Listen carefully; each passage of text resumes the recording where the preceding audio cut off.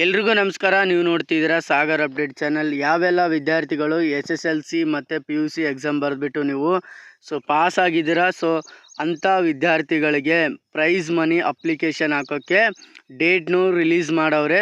ನೀವು ಯಾವೆಲ್ಲ ವಿದ್ಯಾರ್ಥಿಗಳು ಎಲಿಜಿಬಲ್ ಇದ್ದೀರಾ, SSLC ಎಕ್ಸಾಮ್ನಲ್ಲಿ ಬಂದುಬಿಟ್ಟು ಫಸ್ಟ್ ಕ್ಲಾಸಲ್ಲಿ ಸೆಕೆಂಡ್ PUC ಮತ್ತು SSLC ವಿದ್ಯಾರ್ಥಿಗಳು ಪಾಸ್ ಆಗಿದ್ದೀರಾ, ಅಂಥ ವಿದ್ಯಾರ್ಥಿಗಳಿಗೆ ಪ್ರೈಸ್ ಮನಿ ಅಪ್ಲಿಕೇಶನ್ ಹಾಕೋಕ್ಕೆ ನಿಮಗೆ ದಿನಾಂಕನೂ ಬಿಡುಗಡೆ ಮಾಡವ್ರೆ. ಯಾವ ಒಂದು ವೆಬ್ಸೈಟಲ್ಲಿ ನೀವು ಅಪ್ಲಿಕೇಶನ್ ಹಾಕಬೇಕು ಮತ್ತು ಎಲ್ಲಿ ಬಂದುಬಿಟ್ಟು ನೀವು ಅರ್ಜಿನ ಸಲ್ಲಿಸ್ಬೇಕಂತ ನಿಮಗೆ ಹೇಳ್ಕೊಡ್ತೀನಿ. ಮತ್ತು ಇದಕ್ಕೆ ಅರ್ಜಿ ಸಲ್ಲಿಸಲಿಕ್ಕೆ ಯಾವೆಲ್ಲ ವಿದ್ಯಾರ್ಥಿಗಳು ಎಲಿಜಿಬಲ್ ಇರ್ತಾರೆ, ಯಾವ ಕ್ಯಾಟಗರಿ ವಿದ್ಯಾರ್ಥಿಗಳು ಎಲಿಜಿಬಲ್ ಇರ್ತಾರೆ, ಮತ್ತು ಬಂದುಬಿಟ್ಟು ಯಾವೆಲ್ಲ ಡಾಕ್ಯುಮೆಂಟ್ಸ್ ಬೇಕಾಗುತ್ತೆ ಈ ಒಂದು ಪ್ರೈಸ್ ಮನಿ ಅಪ್ಲಿಕೇಶನ್ ಹಾಕೋಕ್ಕೆ ಅಂತ ನಿಮಗೆ ತಿಳಿಸ್ಕೊಡ್ತೀನಿ.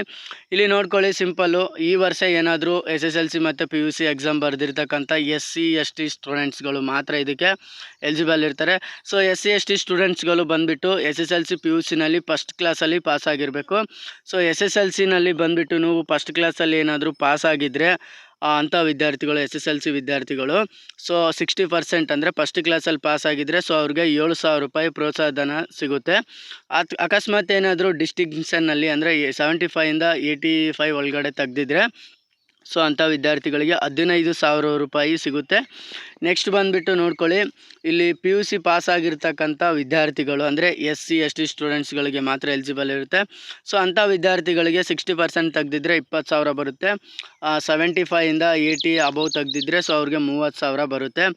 ಇದಕ್ಕೆ ಯಾವೆಲ್ಲ ಡಾಕ್ಯುಮೆಂಟ್ಸ್ ಬೇಕಾಗುತ್ತೆ ಅಂತಂದರೆ, ಯಾವೆಲ್ಲ ದಾಖಲಾತಿಗಳು ಬೇಕಾಗುತ್ತೆ ಅಂತ ನೋಡೋದಾದರೆ, PUC ಆಗಲಿ, ಸೆಕೆಂಡ್ PUC ಆಗಲಿ ಅಥವಾ SSLC ಆಗಲಿ, SSLC ಇರ್ತಕ್ಕಂಥ ಸ್ಟೂಡೆಂಟ್ಸ್ಗಳಿಗೆ SSLC ಮಾರ್ಕ್ಸ್ ಕಾರ್ಡು ಮತ್ತು ಬಂದುಬಿಟ್ಟು ಆಧಾರ್ ಕಾರ್ಡು, ಬ್ಯಾಂಕ್ ಪಾಸ್ಬುಕ್ಕು ಮತ್ತು ಮೊಬೈಲ್ ನಂಬರು ಇಷ್ಟು ಇರುತ್ತೆ.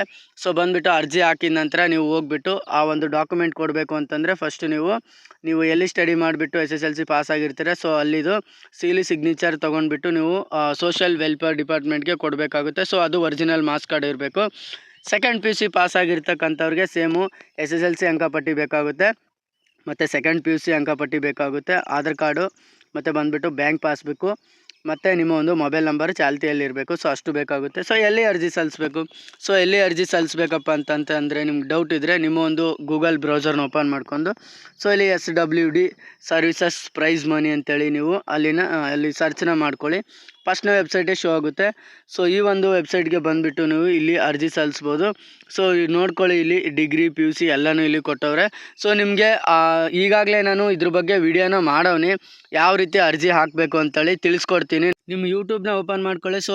ನಾನು ಈಗಾಗಲೇ ವಿಡಿಯೋ ಮಾಡವ್ನಿ, ಅದು ಡಿಸ್ಕ್ರಿಪ್ಷನ್ ಕೆಳಗಡೆ ಕೊಟ್ಟಿರ್ತೀನಿ, ಆದರೂ ಕೂಡ ತೋರಿಸ್ಕೊಡ್ತೀನಿ. ನೋಡ್ಕೊಳ್ಳಿ, ನಿಮ್ಮ ಒಂದು ಯೂಟ್ಯೂಬ್ನ ಓಪನ್ ಮಾಡ್ಕೊಂಡು ನಂತರ ಅಲ್ಲಿ ಅಂತ ಇರುತ್ತಲ್ವ, ಪ್ರೊಫೈಲ್ ಐಕನ್ ಮೇಲೆ ಕ್ಲಿಕ್ನ ಮಾಡ್ಕೊಳ್ಳಿ. ಇದು ಒಂದು ನನ್ನ ಚಾನಲ್ ಬಂದುಬಿಟ್ಟು ಸಾಗರ್ ಅಪ್ಡೇಟ್ಸ್ ಅಂತೇಳಿ ನೀವು ಸರ್ಚ್ನ ಮಾಡ್ಕೊಳ್ಳಿ. ವ್ಯೂ ಚಾನಲ್ ಮೇಲೆ ಕೊಟ್ಕೊಳ್ಳಿ. ವ್ಯೂ ಚಾನಲ್ ಮೇಲೆ ಕೊಟ್ಕೊಂಡ ನಂತರ ಒಂದು 2 ಸೆಕೆಂಡ್ ವೇಟ್ ಮಾಡಿ.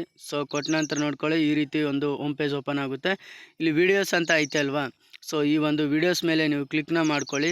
ಇಲ್ಲಿ ಮೇಲೆ ನೋಡ್ಕೊಳ್ಳಿ, ಇಲ್ಲಿ ಪಬ್ಲಿಕ್ ಅಂತ ಇದೆ ಅಲ್ವಾ, ಈ ಒಂದು ಪಬ್ಲಿಕ್ ಮೇಲೆ ನೀವು ಕ್ಲಿಕ್ನ ಮಾಡ್ಕೊಳ್ಳಿ. ಕ್ಲಿಕ್ನ ಮಾಡ್ಕೊಂಡ ನಂತರ ಇಲ್ಲಿ ಲೇಟೆಸ್ಟ್ ಇದೆ ಅಲ್ವಾ, ಲೇಟೆಸ್ಟ್ ಮೇಲೆ ಬಂದುಬಿಟ್ಟು ಇಲ್ಲಿ ಪಾಪ್ಯುಲರ್ ಅಂತೇಳಿ ಕೊಡಿ. ಪಾಪ್ಯುಲರ್ ಅಂತ ಕೊಟ್ಟಾಗ ಆ ವಿಡಿಯೋ ಎಲ್ಲ ಐತೆ ಅಂತ ನಿಮಗೆ ತಿಳಿಸ್ಕೊಡ್ತೀನಿ. ಅದು ವಿಡಿಯೋ ಬಂದುಬಿಟ್ಟು ಪ್ರೈಸ್ ಮನಿ ಅಪ್ಲಿಕೇಶನ್ ಐತೆ, ಹೆಂಗೆ ಹಾಕಬೇಕು ಅಂತೇಳಿ. ಇಲ್ಲ ಐತೆ ನೋಡ್ಕೊಳ್ಳಿ, prize money scholarship 2025 SC ST students ಅಂತೇಳಿ. ಈ ಒಂದು ವಿಡಿಯೋ ನೋಡಿ ಅರ್ಜಿ ಹೆಂಗೆ ಹಾಕ್ಬೇಕಂತ ನಿಮಗೆ ಇದರಲ್ಲಿ ಕಂಪ್ಲೀಟ್ ಆದ ಮಾಹಿತಿ ಐತೆ. 1 ರೂಪಾಯಿನೂ ಖರ್ಚಾಗ್ದಂಗೆ